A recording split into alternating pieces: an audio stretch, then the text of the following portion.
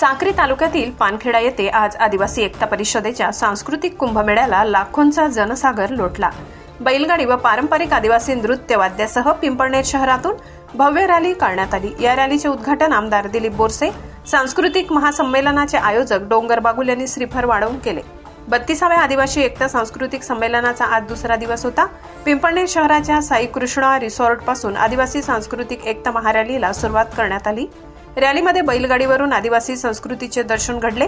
आसाम, अरुणाचल प्रदेश, छत्तीसगड, गुजरात, मध्य प्रदेश, कर्नाटक, ओरिसा, मिझोराम, दादरा नगर हवेली येथील आदिवासी बांधवांनी आपल्या पारंपरिक वेशभूषा व वाद्यासह या रॅलीत नृत्य सादर केले। देश विदेशातील आदिवासी बांधवांनी रॅलीत सहभाग घेतला। दरम्यान महासंमेलनात भव्य दिव्य व्यासपीठ होते, परंतु व्यासपीठावर कोणालाही बसविण्यात आले नाही। देशभरातील आमदार, खासदार, मंत्री, विविध पदांवर उपस्थित मान्यवर उपस्थित होते, पण त्यांनाही व्यासपीठाच्या समोर खाली बसविले जाते। यावेळी विविध विषयांवर मान्यवरांनी मार्गदर्शन केले, तसेच सांस्कृतिक कार्यक्रम झाले। आदिवासी गीते सादर करण्यात आली।